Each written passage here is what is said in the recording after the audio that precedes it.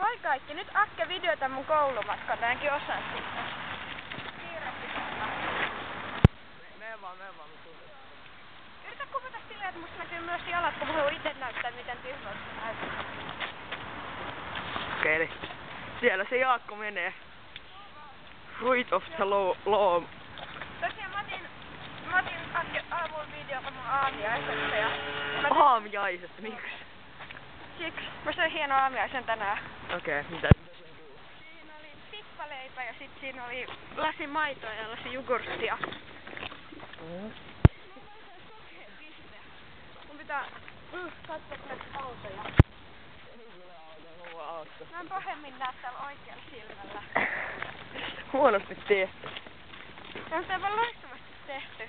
Ei, huonosti tehty, loistavasti suunniteltu. Itekin sanoin, että toi on hajoamassa käsiin.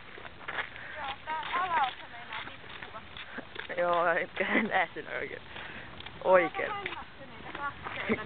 No joo, kysytkin. Entä sit koulussa kaikki pitää? Mä heräsin tänään 7:20. Varmaan jännitti tää. Murehit sä Onks sulla hattu? Mulla? Ei oo, voi Sulla ei oo hattu. Voi helvetin. Ottaatko sä vielä videota? Otto se. No nythän voi painaa stoppia ja jatketaan sit koululla. Okei.